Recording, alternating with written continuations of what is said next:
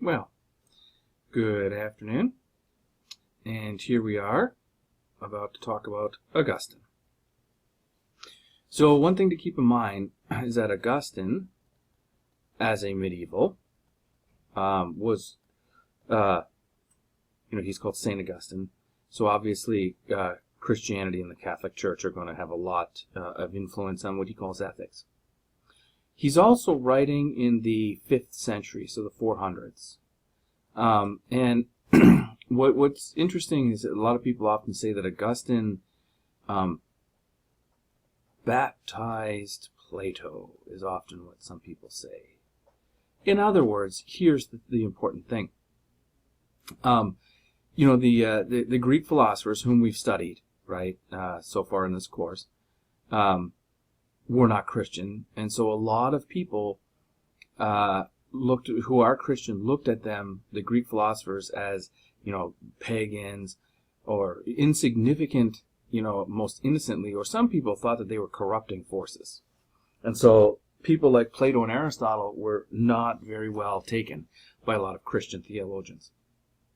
And Augustine, however, did a lot to make Christianity palatable, that is, to Christians. So on page 45, under chapter 1, he talks about what makes people happy. And he says, on 445, right before chapter 2, although they wandered off in different directions, nevertheless the limit of nature did not permit them to deviate from the path of truth so far as they failed to place the final goal in the soul. So truth, here's the deal. We're going to make a distinction here between the natural and the eternal. So sort of what it boils down to is the natural truths are truths of, humanity is the bottom line. In other words, we could say philosophy. So philosophy, in other words, only goes so far, whereas the eternal truths are ones that come from revelation, and they are God's truths. And so we can get, from Scripture, from the Ten Commandments, that kind of stuff, a distinction between what is revealed to us as God's truth and our human attempts at understanding God's truth, which comes to philosophy. And so ultimately where he's going to go is, if philosophy says that happiness is in virtue. Do you remember when we were talking about Aristotle? Do you remember how in that whole system we had said that the ultimate end of human people is happiness, and virtue is a tool to happiness? Ultimately, where Augustine is going, and this shows up in the first 2 chapters, is that happiness does not lie in virtue, but rather happiness lies in the afterlife. And so the idea is that while the philosophers were sort of, at least on track, they didn't go far enough. Because true goodness, true happiness, lies in the afterlife. In other words, getting to heaven. Now, because of this, right, so we have this ultimate distinction between what's natural and what is eternal, then there are other distinctions that have to be made. One of them is the 4 cardinal virtues. And this, do you remember, it came up in the movie Gladiator? Do you remember that? And if you recall, the 4 cardinal virtues are essentially wisdom, justice,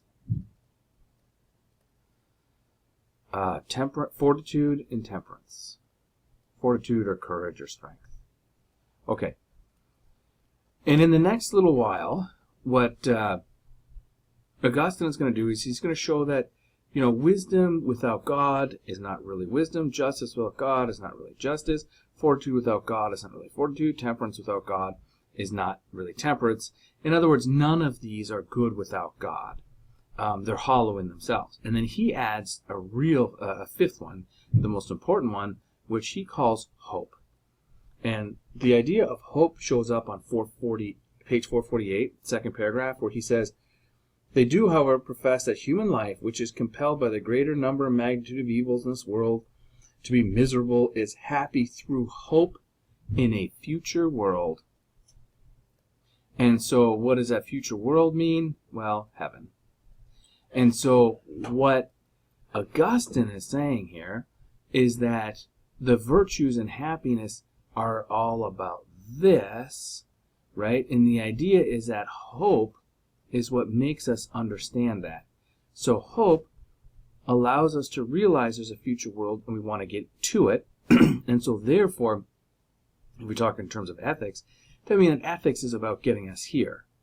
And these things in themselves, while good, are not fully good unless they coalesce in getting us here. And so that's why, for instance, on number 6, this is paragraph 6 on page 448, when he talks about justice, right? He talks about judges. And he says that, look, the judges that have to use earthly law and use earthly things will always cause harm and will always create some misery, especially to themselves. Basically, the logic goes like this, if you read the whole chapter, but I'll just break it down. He says, okay, well, judges will have to do things that cause people harm. You're going to have to sentence people to die. You're going to have to sentence people to torture. In the old days, they used to torture people. And so therefore, because the judge cannot peer into another man's soul, he's going to have to do things to make the truth explicit as possible, or if he can't, then he's going to have to just make a call. And very often, the innocent will be punished, or he'll have to do things that are harmful to everybody, or he won't find true justice. And so at the end of the day, what Augustine is saying is, if Aristotle says that something like, a man using justice will be happy, his point is, no, because a judge is not going to be a happy person. These are people who take on a lot of burden and misery.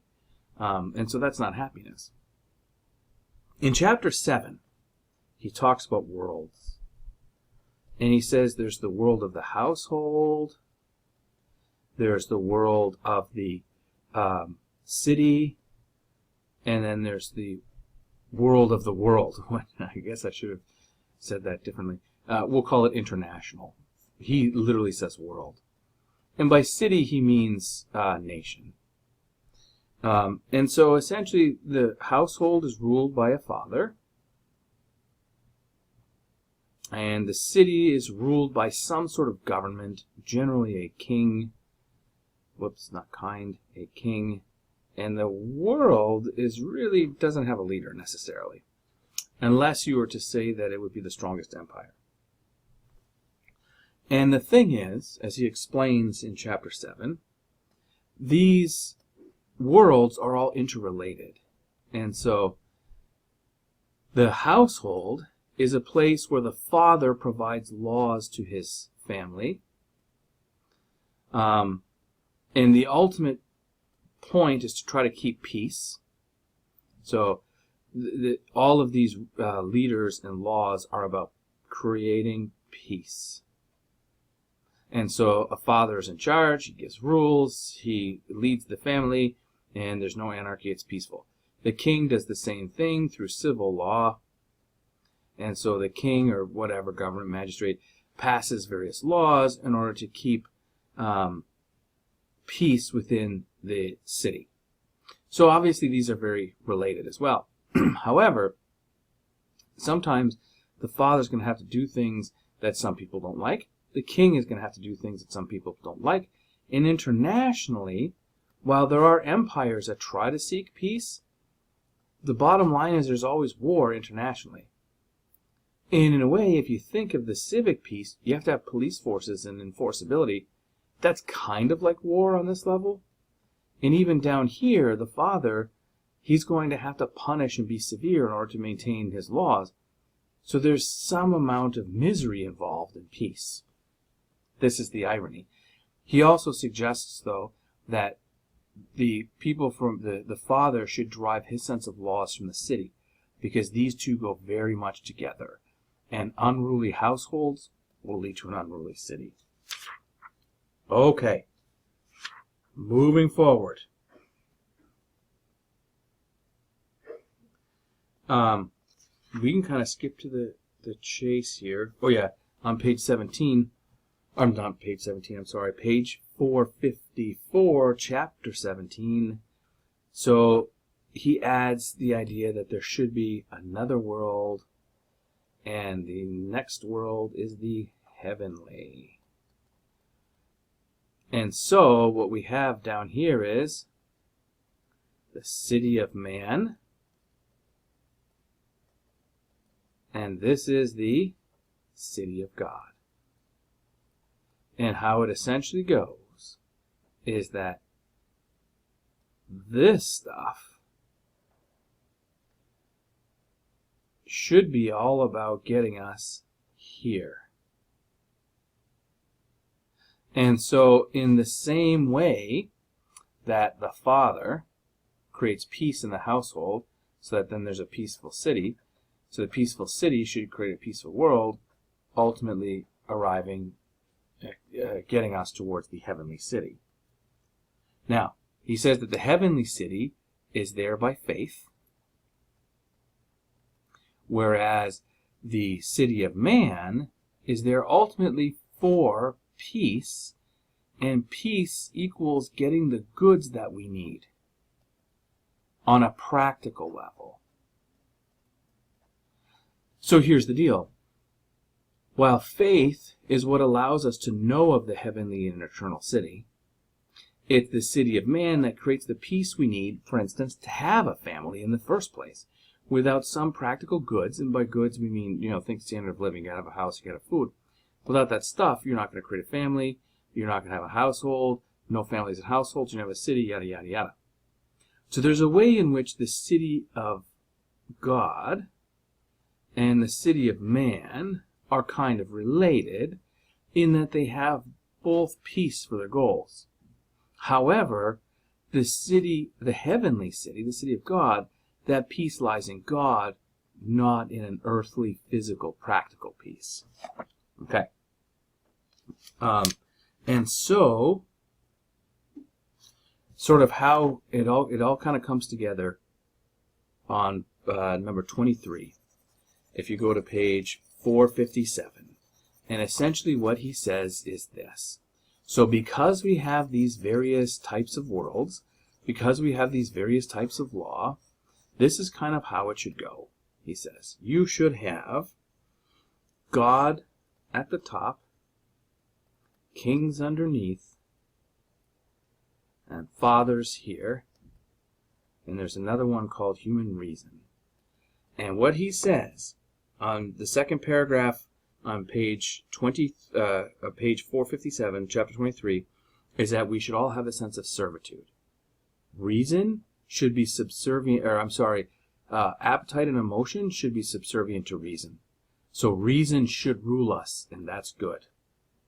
Fathers should rule families with reason, and by being subservient to our fathers, that's good. It creates order and peace.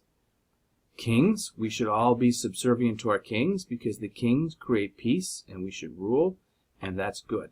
And finally, even kings, everybody should ultimately be subservient to God, and if we're subservient to God's rules, we're good. So in other words, subservience is our ultimate good. In other words, doing what we're told. However, the idea is it ultimately lies in God. This is the one that we are supposed to become servants of. And if everybody does, fathers, reason, kings, then it'll be good ultimately for us all. And therein lies our ethical good. Subservience to God with all the pieces underneath. Subservient to Him in the same way that appetites and emotions should be subservient to reason. That's kind of how it all comes together.